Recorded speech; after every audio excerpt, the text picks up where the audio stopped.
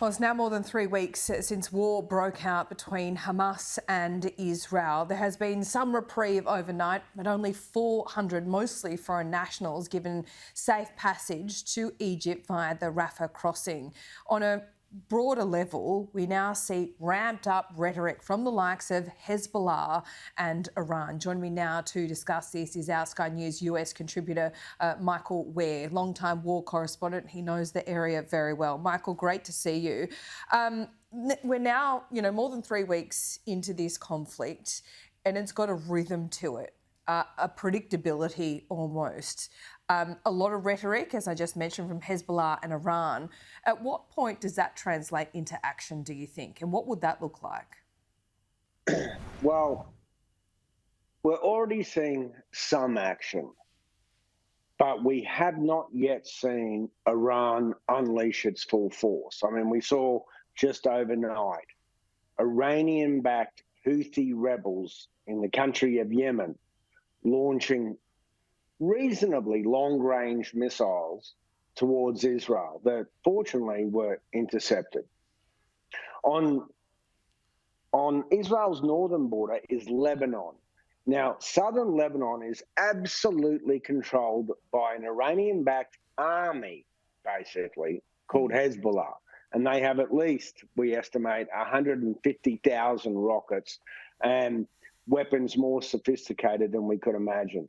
We also have Iranian-backed elements in Syria and Iranian-backed elements in Iraq. Now, the Iranians at the UN just said in the last 24 hours, look, there's only so far that Israel can go with bombing refugee camps and killing children before we, Iran, lose control of our paramilitaries who may lose patience. Now, I'm not sure how true that is. The real test is Hezbollah to Israel's north. Right now, they're launching a few attacks and anti-missile rockets. They've had a couple of small incursions, all of which have been beaten back. But they have not got involved because of two things. One is, right now, I don't think Hezbollah sees that it's in its interest to get involved. And secondly, Iran has not unleashed them or ordered them to go.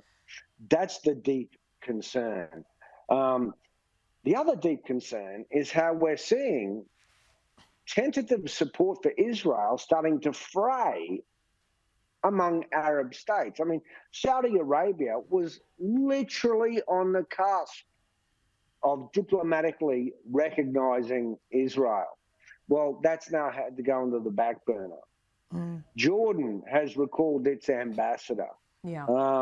Israel is being more and more isolated by the Arab states. And why is that? It's a simple reason. Hamas is winning the information war. And certainly the Arab street, but arguably the rest of the world has forgotten the absolute horror and terror that Hamas inflicted on October 7. It's like October 7 is done and dusted, and now all we're worrying about, and rightly so, are dead Palestinian civilians in Gaza. But it's like October 7 never happened, and now basically Israel is just on a losing track. Yeah, and Michael, you said that to us even 2 weeks ago, that Hamas was winning the information war. So Israel really didn't, I guess, the sympathy for Israel around the world and among Arab states didn't last all that long because it fired back, immediately and fiercely as we expected. We've heard time and time again, which seems reasonable on the face of things, that Israel's aim now is to wipe out Hamas.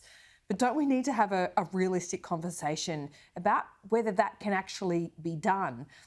Because even if you wipe out Hamas in name only, how do you wipe out an ideology? Yeah, look, Laura, they are fantastic questions because they're precisely the questions that the American military is asking the Israeli Defence Force. I mean, we frame it as, okay, you go in, you invade, you obliterate everything, you kill everything in sight. What happens the next day? Now, Israel has already said it does not want to occupy Gaza. We also know that the Palestinian Authority, which is backed by a rival Palestinian faction to Hamas called Fatah, they've already said, we don't want to take over either.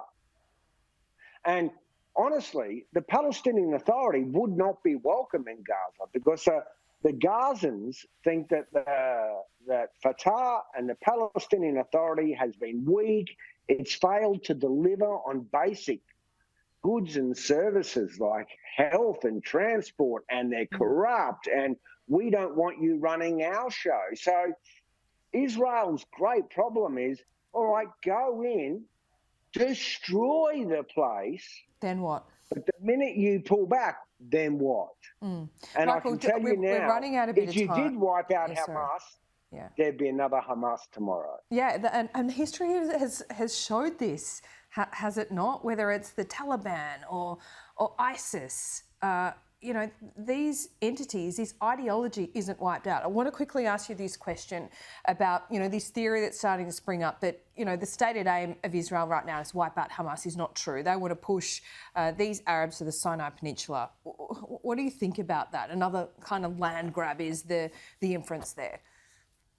Look, I find that hard to believe, I think, because geopolitically, Israel understands that that's not even a potential reality. We're talking about 2.3 million Palestinian refugees. Yeah. Who's going to take them? Egypt's not. Where's Israel going to push them? And then what's Israel going to do with that territory? So, look, I think Israel is acutely aware that it has to live with Gaza, but it doesn't want to have to live with Hamas. Unfortunately, I think those two things are forever and intrinsically linked. Michael Ware, you're a pleasure as always. We'll speak again very soon.